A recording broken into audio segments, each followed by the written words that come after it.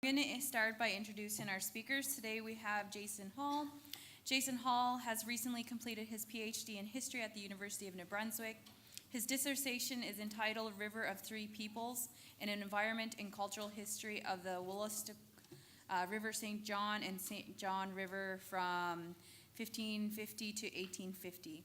He investigates how three district cultures, Maliseet, French, and British, created and transformed the ecology of the St. John River.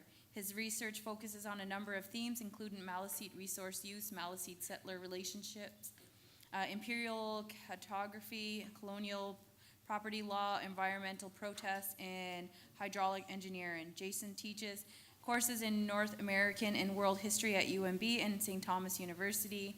He is currently conducting research on New Brunswick seasonal court cases involving Maliseet and black settlers between the late 18th and 19th centuries.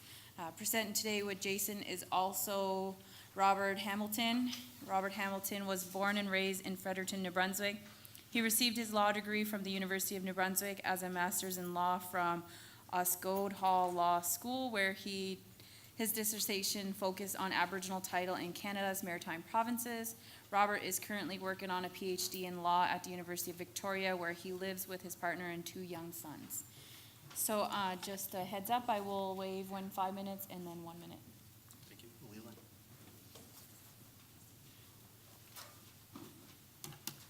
Good afternoon, everyone. Yes. Today, I'm going to focus on Wolastoq, or Maliseet's historic use of minerals, cultivation sites, wood, and totems. I work primarily in the fields of history and cultural ecology. I'm not an expert on Aboriginal law, but I believe that historians and anthropologists can provide important information and perspectives on the past that can be useful to Indigenous people and legal professionals today.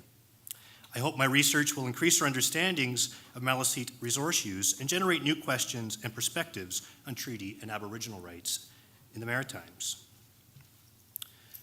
Wolastoq quarried and refined tools from stone for centuries before meeting Europeans. In 1603, a Maliseet Sagamore, Chakudun, led a group of Europeans from the Gulf of St. Lawrence to a copper deposit at Cap d'Or in Minas Basin. The French left Maliseet's iron wedges and chisels to extract copper ore for them.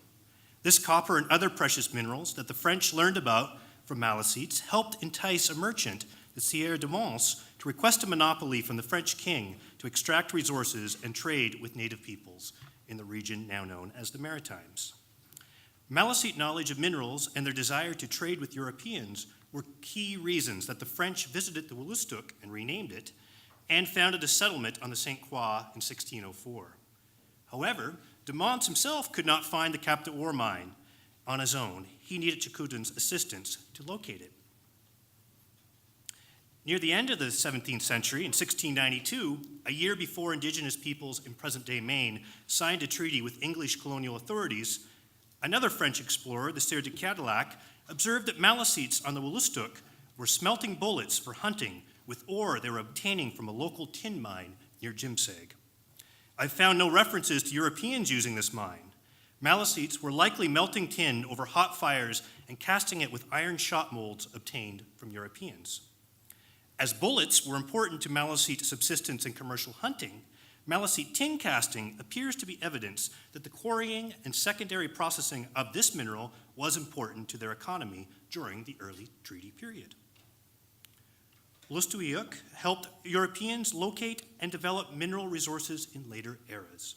A British map of the St. John watershed in 1778 labeled a tract of present-day northern Maine. Valuable mines of copper, iron, and lead are here, by information of the Indians. In 1799, a Maliseet Louis Joseph was a vital link in the colonial coal economy as he supplied the New Brunswick government with Grand Lake coal using a schooner that he owned and operated. In the 1840s, Maliseets guided mineral expert Abraham Gesner to important geological deposits within the Wolastoq watershed. Cultivation. From the late 17th to the mid-18th centuries, Europeans documented Maliseet cultivation at two riverside villages, Ockapock and Meduktik, as well as on islands above Mactaquac. Maliseets cultivated maize, 2 types of beans, pumpkins, Jerusalem artichokes, groundnuts, and tobacco, and they also managed a variety of other medicinal and edible plants. In 1790, a Scottish traveler, Sir Patrick Campbell, recorded that Maliseets raised considerable fields of maize on 2 islands between Woodstock and the Presqu'île River. He claimed the second island, like all the other places I have seen the Indians reside on for any time, was rich, deep soil and easily cleared. He also described a Maliseet village with considerable plantations of Indian corn near the mouth of the Salmon River, below Grand Falls. Most Maliseet cultivation sites were settled by British colonists in the 1780s and in the following decades. Campbell, for instance, noted that Fredericton was established on a former Maliseet cultivation site. Wolastoqiyik continued growing food on the small reserves that the state allocated for them during the late 18th and 19th century, but they faced encroachment from white squatters and colonists who sometimes refused to honor the agreements that they made for purchasing hay from Maliseet lands.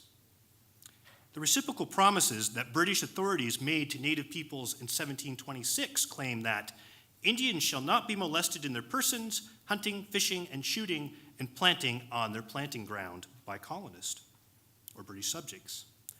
The inclusion of the term their planting ground suggests that the British recognized cultivation sites as indigenous lands and that Maliseets had rights to the soil, not just the crops they produced from it. Most Maliseet cultivation sites are now the private property of non-indigenous people or flooded by hydro dams. Considering Maliseet cultivation provides insight into treaty and Aboriginal rights, their cultivation labor involved clearing tracts of forest and repeatedly disturbing topsoil, activities that usually had more extensive impacts on landscape than hunting, fishing, and gathering.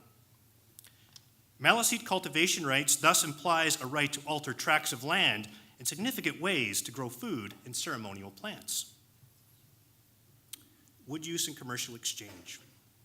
In October 1691, the commander of the French military of Acadia, Joseph Robinat de Villebon, rented 2 canoes from Aductic Maliseets to move military supplies from Jemseg to the mouth of the Nashwaak, in return for a few provisions.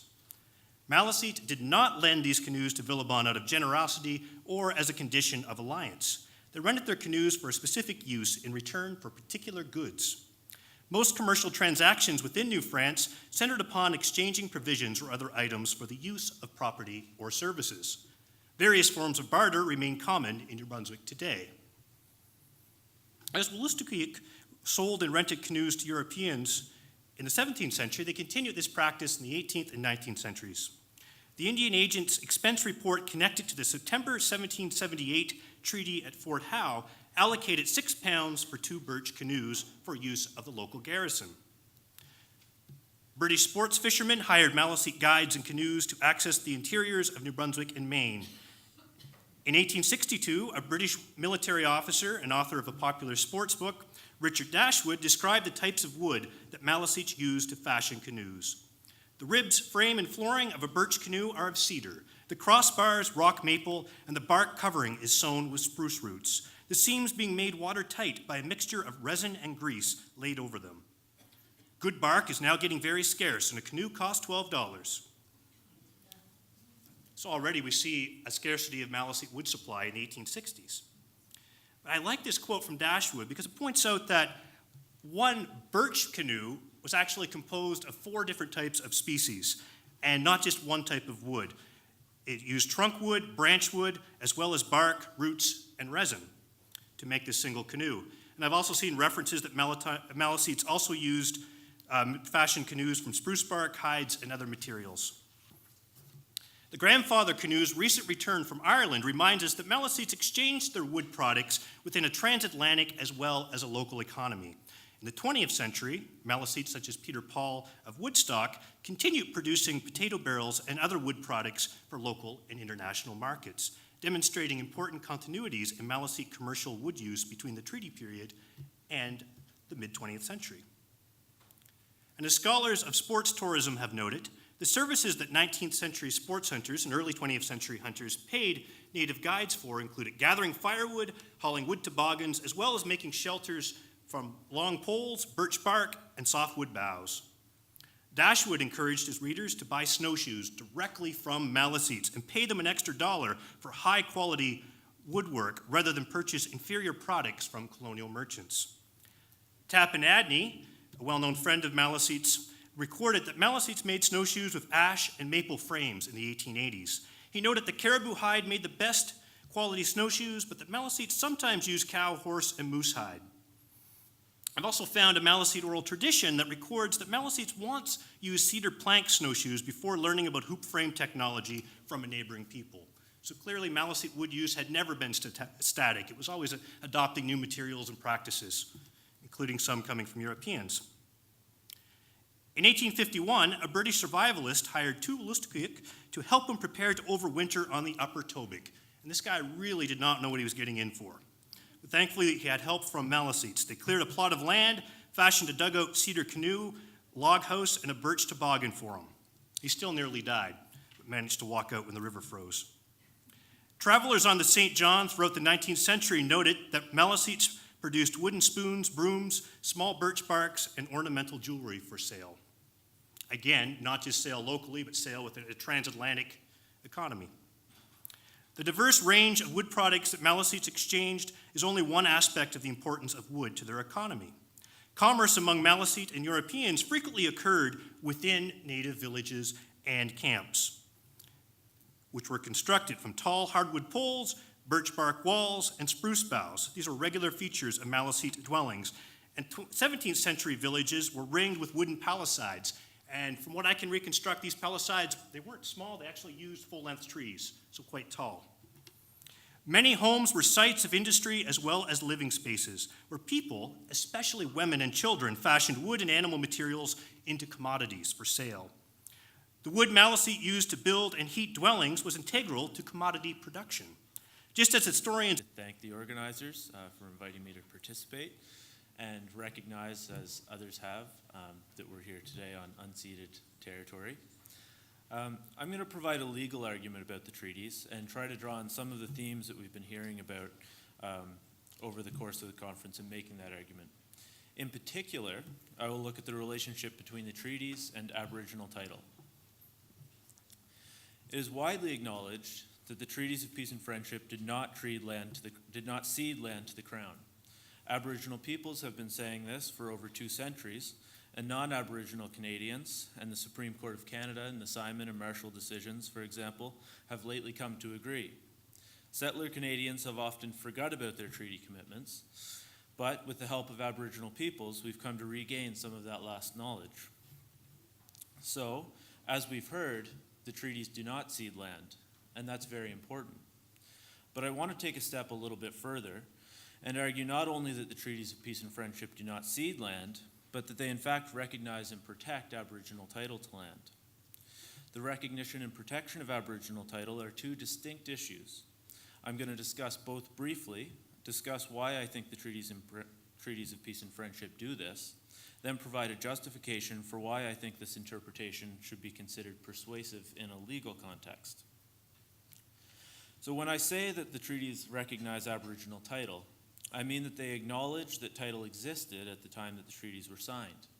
So here in particular, I'm referring to the Treaty of 1725-26, the terms of which were renewed in subsequent agreements in 1749, 52, 60, 61, and 1779. So the recognition that title existed could prove very important in a conventional Aboriginal title analysis, in which the Aboriginal party has the burden of proving the existence of Aboriginal title at the time that the Crown asserted sovereignty. An acknowledgement of the existence of title in the period when the British asserted sovereignty could serve as valuable evidence in title litigation. So then, how do the treaties do this? How do the treaties recognize title? I argue that they do this in 2 ways. Clause 3 of the Articles of Peace and Agreement contained in the 1726 Treaty states that the Indian shall not molest any of His Majesty's subjects or their dependents in their settlements already made or lawfully to be made. In other words, the treaty envisioned that British settlement subsequent to the treaty must have occurred lawfully. Remember, British settlement in the region in 1726 was limited primarily to the fort at Annapolis. Now, the term lawfully is never defined in the treaty. If we look to British practice and policy in the era, though, the policy seems to have been to purchase or otherwise acquire the Aboriginal interest or Aboriginal consent before settling land. Recall the history that was discussed earlier by Stephen Augustine and John Reed, in particular the practices in New England. So it is my view then that the term lawfully, as it's used in the treaty, should be taken to mean purchased or otherwise ceded to the Crown. Why would the Crown enter into an agreement to purchase lands if it did not believe them to be owned by someone already?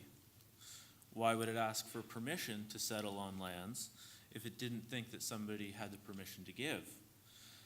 That is, the treaties recognize title because they create a body of intersocietal law through which the British could acquire the Aboriginal interest or Aboriginal consent to settle land. Again, this recognizes the prior existence of an interest to be acquired in that manner.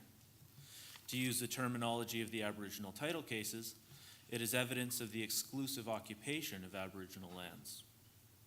The second way that the treaties recognize title is that the very fact that the treaties exist are evidence of complex political organization.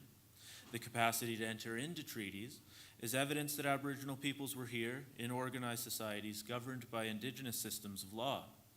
Though it is not mentioned in great detail in the Supreme Court's Chilcotin decision, I think if you look at the trial decision, it's clear that existence of Indigenous legal systems can be important evidence of the exclusive occupation of territory.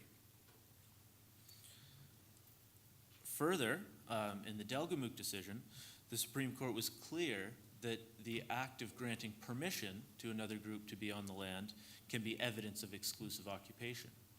In other words, the act of granting the British permission to settle certain parts of the territory can itself be used as evidence of exclusive occupation of that territory. So again, the importance of this recognition is to demonstrate that Aboriginal title existed in the region. As the Supreme Court stated in Calder and Delgamuukw and now Chilcotin, once Aboriginal title can be proven to have existed, it continues to exist unless it was extinguished according to the parameters set out by the court. And extinguishment is a much bigger question that I'd be happy to talk to any of you about at another time, but can't get into now. So that's the recognition of Aboriginal title. So what about the protection of Aboriginal title? Recall the clause that I referenced earlier. Future settlement will occur lawfully. Lawfully, as I argued, should be read to mean purchased or otherwise acquired before being settled. Further, the treaty promised that the Indian shall not be molested in their persons, hunting, fishing, planting grounds, nor any other of their lawful occasions. Lawful settlement under the treaty then was not only contingent on Aboriginal consent, but also, and I quote Professor Bill Wicken here, settlements lawfully to be made were those which did not infringe on the areas the Mi'kmaq used for hunting, fishing, and planting. That is, the treaty recognized that the lands used and occupied by the Mi'kmaq and Maliseet would bound future settlement. As Professor Wicken stated, in the name of King George, Doucet acknowledged the right of the Mi'kmaq to the lands they used. The British accepted that at the same time as farmers were cultivating land and raising livestock, the Mi'kmaq would live as they had before on other parcels of land outside the British and Acadian settlements. Here again, we see the sense of sharing that was spoken of so eloquently yesterday. But we also see a clear positive recognition and protection of Aboriginal right to the exclusive use and occupation of land. On this reading, what the treaty did was to establish a body of intersocietal law that would regulate the future settlement of lands in the region. This is not to say that the treaties guaranteed exclusive occupation of all the land in the maritime region. Rather, it is to say that the treaties contemplated a sharing of land, the terms of which were to be negotiated and subject to Aboriginal consent. This is reflected by the statement of a Mi'kmaq chief to Governor Cornwallis shortly after Cornwallis had landed at Chebucto Harbor of present-day Halifax and hastily constructed a fort there. On the 18th of October, 1749, Mi'kmaq elders and chiefs addressed Governor Cornwallis, stating, "This place where you are building dwellings, where you are now building a fort, where you were wont, as it were, to enthrone yourself. This land of which you wish to make yourself now absolute master, this land belongs to me. I have come from it as certainly as the grass. It is the place of my birth and of my dwelling. This land belongs to me, the Indian. Yes, I swear. It is God who has given it to me by my country forever." Your residence at Port Royal does not cause me great anger, because you see that I have left you there at peace for a long time. But now you force me to speak out by the great theft you have perpetrated against me. So what this suggests then is that the treaties were meant to bound future British settlement and protect the Aboriginal peoples of the region in the use and occupation of their territory. Aboriginal title then is not only an Aboriginal right protected by the Constitution, but also a treaty right protected by the Constitution. Now, this interpretation is not universally held. However, it has been voiced by well-respected academics such as Sakyaj Henderson, and even in at least one case by a court. Many of you may recall that in the Peter Paul decision in 1997, Justice Turnbull of the New Brunswick Court of Queen's Bench held that the Maliseet possessed a treaty-protected right to land. Justice Turnbull stated, "I am of the opinion that the Indians of New Brunswick do have land rights, and that such rights are treaty rights. It is not a right restricted to personal use, but a full-blown right of beneficial ownership and possession, in keeping with the concept of this is our land, this is your land." Though Justice Turnbull was overturned on appeal, there are several reasons why his reasoning should be considered persuasive, and why the interpretation I have outlined above should be articulated by a higher court. So first I'll deal with the appeal decision briefly, and then I'll move on to a couple of reasons to support the interpretation that I've provided here. So the appellate decision, with respect, should be taken with something of a grain of salt. The primary concern of the appellate court was that Justice Turnbull had gone well beyond the typical role of a judge in coming to his conclusion. Justice Turnbull had done his own external research and answered questions that weren't in fact put to him before the court, questions that weren't pleaded before the court. And on these grounds alone, the Court of Appeal was likely correct in overturning his findings. The Court of Appeal went further, though, and rejected his findings on Aboriginal title. And it's here that we should approach their decision with some trepidation. The New Brunswick Court of Appeal made their decision using the same evidence as that which they criticized Justice Turnbull for using. And the Court of Appeal held that the 1726 treaty does not create or acknowledge an Aboriginal title to land. Indeed, by it, Mr. Peter Paul's ancestors acknowledged not only the Crown's jurisdiction and dominion over the lands, but also the Crown's title and rightful possession to the lands. With respect, and for reasons that have been detailed above, this conclusion does not appear consonant with the intention of either the British or the Aboriginal signatories to the treaty. As Professor Brian Slattery noted, the New Brunswick and Nova Scotia courts cannot continue to forget about 40 years of Supreme Court jurisprudence that began with the Calder decision. This Court of Appeal decision reflects what Mr. Ray yesterday referred to as the myth of discovery, the legal fiction of terra nullius. And I think on that basis alone, there's good reason to think that a court may look at Justice Turnbull's findings differently in the future. So in addition, there are persuasive reasons for a court to do so. So this will lead to my final remarks, which will focus on a few points about why the interpretation that I put forward here should be persuasive in a legal context. I'm going to draw in a distinction here between legal rules and legal principles, each of which suggests that a broader interpretation of the treaties than has so far been provided should prevail. So in interpreting a treaty between Crown and Aboriginal peoples, courts must take into account the historical context and perception each party might have had as to the nature of the undertaking contained in the document under consideration. This comes directly from the Siwi case from the Supreme Court. In interpreting the historical context of the treaty and the perceptions of the signatories, courts are required to give the treaty a just, broad, and liberal interpretation and resolve ambiguities and uncertainties in favor of the Indians. In Marshall No. 1, the Supreme Court confirmed that extrinsic evidence may be used in the interpretation of treaties, even where there's no evident ambiguity. Crucially, the court in Marshall 1 held that where a treaty was concluded verbally and afterwards written down by representatives of the Crown, it would be unconscionable for the Crown to ignore the oral terms while relying on the written terms. The liberal approach to treaty interpretation is grounded on the presumption that the Crown took an honorable approach to treaty making. That is, this broad and liberal approach to the construction of treaty terms invokes the constitutional principle of the honor of the Crown. So as we have seen throughout the conference, the Aboriginal perspective is not, nor was it ever, that they gave up rights to the land through treaties. In looking at what the perspective of the Aboriginal signatories may have been, we need to recall that these were peoples with a long history of treaty making.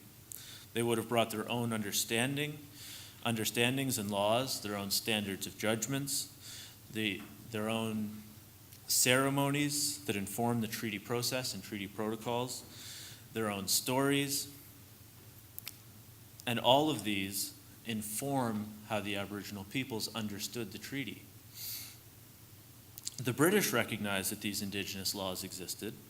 In 1719, the British instructed the newly commissioned Governor Richard Phillips to deal with the Mi'kmaq according to the protocols of Algonquian diplomacy.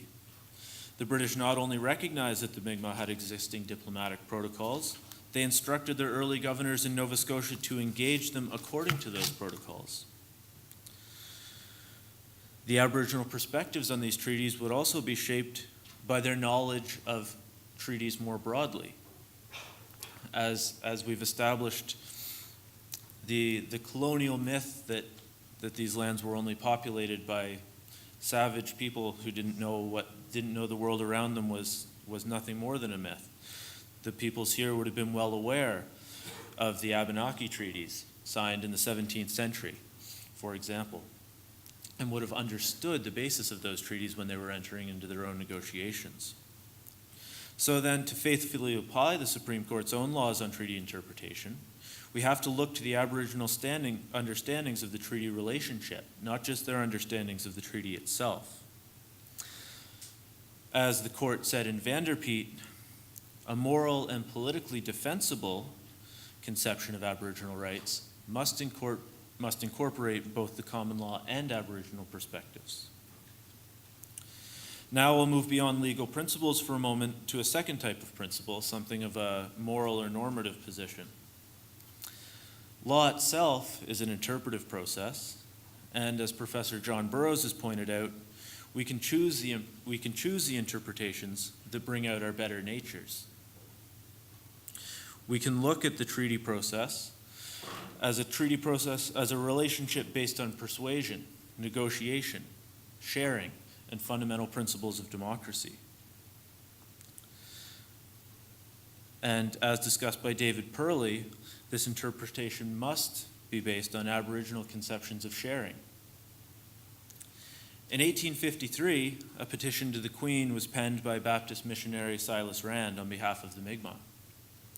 As Rand wrote, "We can neither disbelieve nor forget what we have heard from our fathers, that when peace was made between the Micmacs and the British, and the sword and the tomahawk were buried by mutual consent, by the terms of the treaty then entered into, which was ratified by all the solemnities of an oath, it was stipulated that we should be left in the quiet and peaceable possession of the far greater portion of this peninsula.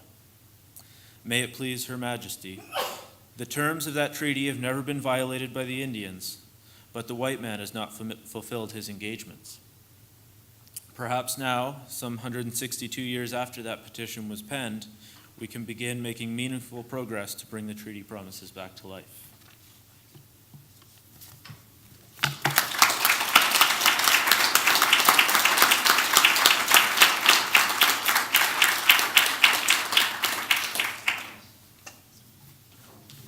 Considering that we're well ahead of time, we'll now start and begin our questions.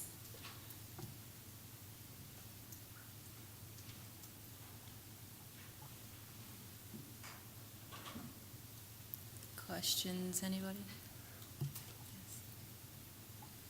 If all of this is documented in history books, in government papers, why is it that still in the 21st century, the First Nations people are still fighting for the rights to our land?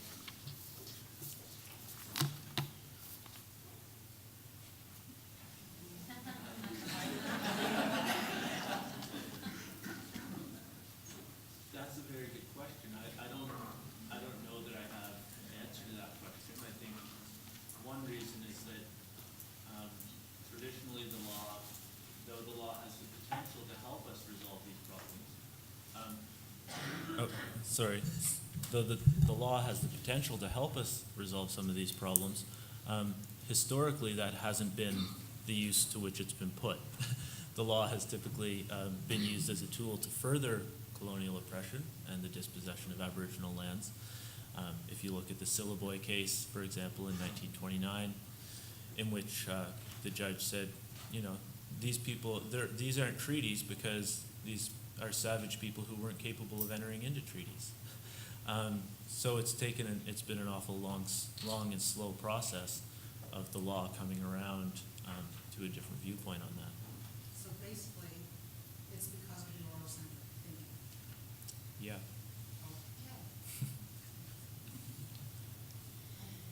Okay. Okay, we have our next question.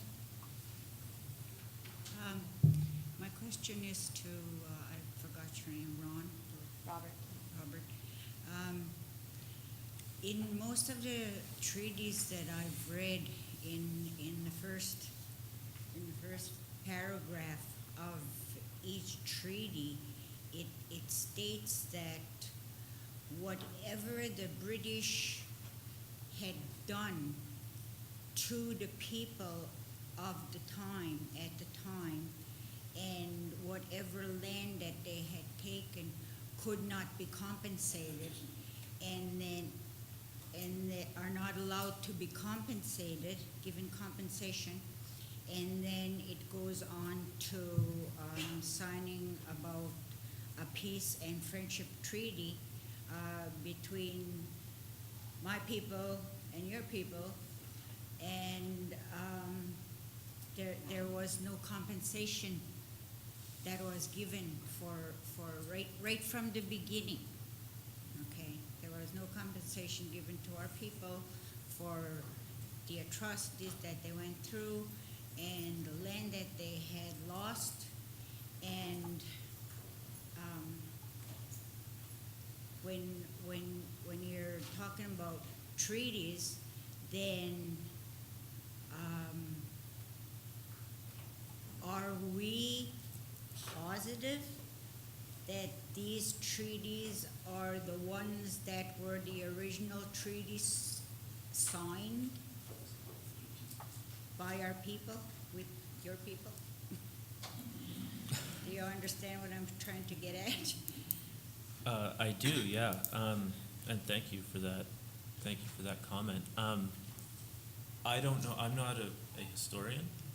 I don't know what's out there or what might be found of other treaties. I think it's important when we look to the treaties. I think, as you mentioned, the problems with identifying the written documents as being the treaties themselves, as the treaties as being nothing more than the written documents, is that we have to take into account a much broader historical relationship when we look at the treaty, and that would include, of course, the oral traditions and the oral traditions that give us a view of what the Aboriginal perspective on these agreements was. And to your first question, I'm not familiar with the clauses that you were talking about in particular, but I guess in respect of what I said, the treaties were signed at a time when there was very little British settlement. So even if they did do this thing, even if they did sort of refuse compensation for what was taken, that would still leave, I think, an awful lot that would have had to have been negotiated later. Okay, my next question would be, since the Jay Treaty was signed, didn't that automatically make us international nations? Because we never had a border, and then all of a sudden, some of our people are on this side of the fence, and the other side are, because of the traveling that was, the migration and the traveling that we were doing, and when they put that piece of wire or something and said, okay, this is Canada, this is the United States, and when that was made into a treaty with our people, didn't that make us international nations? That's certainly one interpretation of it that I've heard. I've not studied it closely, to be honest with you. So I don't want to venture out too much about what the Jay Treaty did or did not do. Well, just thought I'd ask. Okay. Thank you. Yeah, we had a question over here. Being able to access the treaties online, is there one particular website that I can go to that you put on a flip chart and send out through email so that people can look at all the historical treaties? Or is this hit or miss? Nova Scotia Archives has a number of treaties accessible online, and it's also, what's the name again, the center in Cape Breton? Cape Cape Breton Breton University. Yes, Cape Breton University also has a number of treaties online, but I'm not sure if either collection has all of the treaties. Just up here. Yes, in this treaty, we speak a lot about the Dutch treaty, but where before it was the French treaty, and these are online available from the Bibliothèque Nationale de France. So all the archives, the French archives are web-based, so you can access. So some of the, I think the Treaty of Utrecht also says specifically that all the treaty made in France was trans-delivered to the new,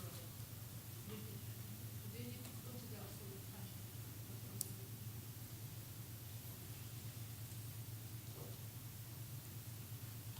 Any additional questions? Is this on? I just had a question for Robert. I'd just like your thoughts on what role that litigation can play in reconciliation. I'll just give you a little bit of context. I mean, you know, I guess the question is the best way towards reconciliation litigation? Because we've tried litigation now for a very long time, and then we've tried these tribunals, which, and I work in this field, and I'm told when I'm asked to participate that, oh, this is different. But then when you look at the tribunal, break it down, there are lawyers, there are judges, there's a sort of mechanism for a reversion to litigation if the negotiations break down, and they often do. So I'm wondering if litigation, what part does it play, if any, and just to get your thoughts on that. Right. Thank you. My view, I think I follow the Supreme Court and many of the statements that they've made in this regard, that these are issues that should be negotiated, that should be hashed out at a negotiating table. Of course, the problem is that that doesn't always work. Parties don't always go to the table in good faith, and oftentimes litigation is needed to really push the process forward. If you take, for example, the Calder decision in 1973, which led directly to the development of the comprehensive land claims process. And I think too often governments have, frankly been intransigent and refused to budge on issues until they've been forced to do so by the courts. So I think there's a really important role for litigation there in pushing governments forward. Now, in any given context, whether it's strategically a better decision to pursue litigation or negotiation would be, something to determine in particular circumstances. Thanks.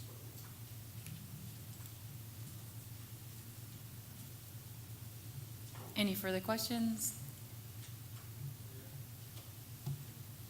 I want to ask a follow-up question to Bill's question, and to the lecture that we had at lunch today, because it does seem that the litigation of the last 5 decades has been very salutary in opening up the issues involved, that there's been public exposure to a lot of concerns through litigation, and that litigation may have, in a sense, opened the space for negotiations to now take place. I don't think that 50 years ago or even 20 years ago, people were interested or recognized that there should be some space to sit down at a negotiating table.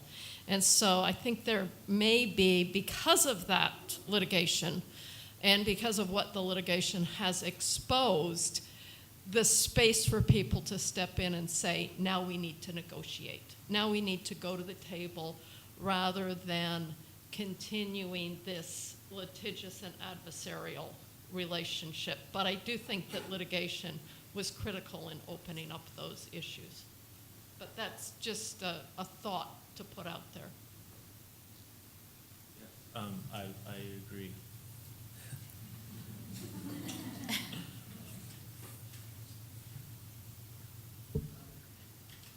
Just one more question, sorry. What would you think of the proposition that litigation is the first step towards reconciliation, in the sense that, in New Zealand, there was admission by the government. So if you go to the New Zealand National Archives and you look at the Treaty of Waitangi exhibit, there's a clear and unequivocal, interpretation that the Maori were cheated by the British in the Treaty of Waitangi. We can't get there, and maybe for us to get to reconciliation, we first have to have an agreement and an admission on the part of Canada that things at least went very, very wrong, and there's the need for reconciliation. So I think that First Nations are very much interested and committed to reconciliation, but I'm not really sure that that's the case on the part of our legal system and our political system yet. Yeah, I would agree. I mean, I think there's a very important role for the Supreme Court in leading the way on some of these issues, and again, in opening it up. And as we've seen repeatedly, it's not until the court comes to these important findings that the issues for negotiation do really open up and are pushed forward.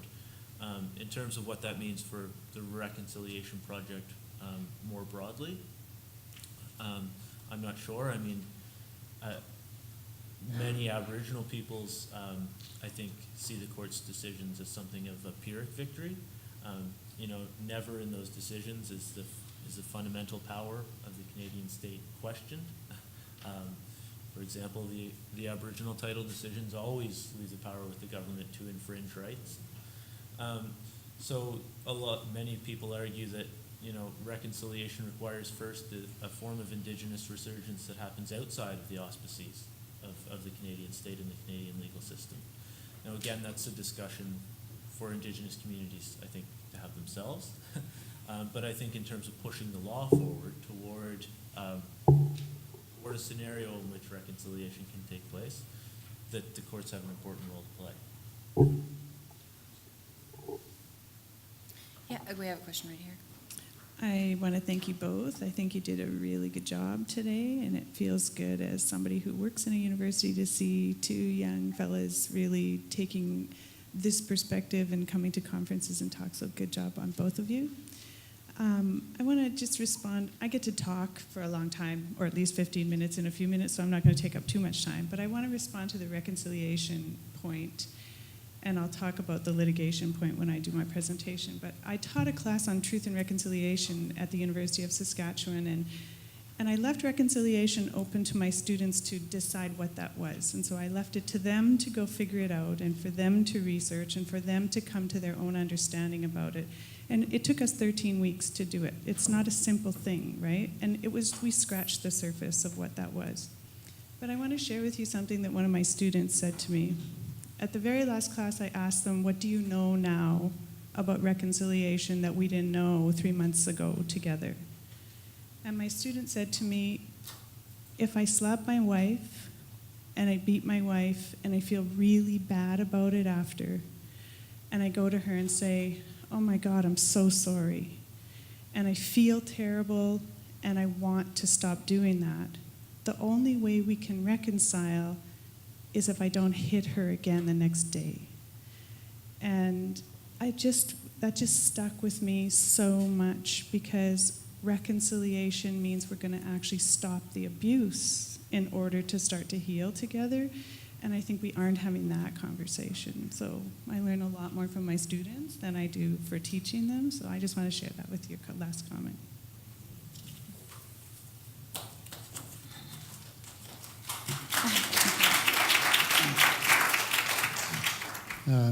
Quay, spazagazet pesaz and Lewis, Olastok Avenil, Nojay Avenil, Negotkuk. Quay. The reconciliation report that came out, it stated there was cultural genocide. I'd even go further and challenge Canada and stating that it was cultural genocide, political genocide, spiritual genocide, physical genocide, because if you look at our communities right now, we're in disarray. We have the highest rates of suicide, abuses, lack of water, fresh water. Our territories are being invaded by corporations and government who wants to molest and rape our territories. So Canada needs to stand up now and say this, what happened to Indigenous people in Canada was genocide, not just cultural genocide. Thank you. Do you want to comment?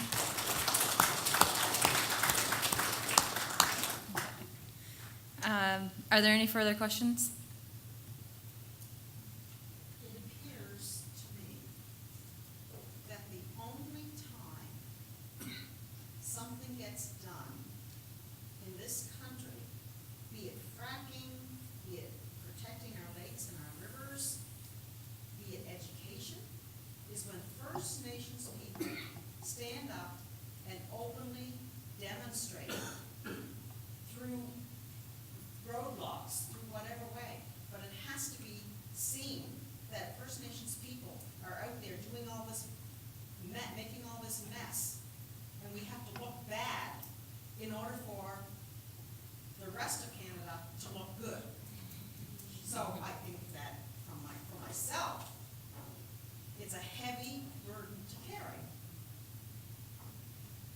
And I think that the rest of Canada has to stop with the verbal diarrhea.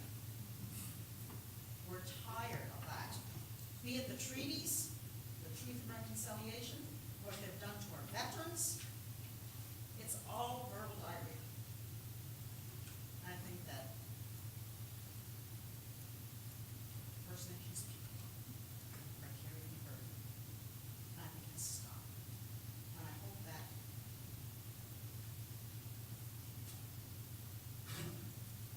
through this conference, things move forward.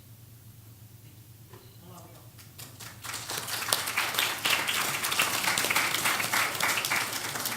Okay, so we're going to close our question session there. Is there any final comments from our panelists? No? Okay. Thank you guys very much.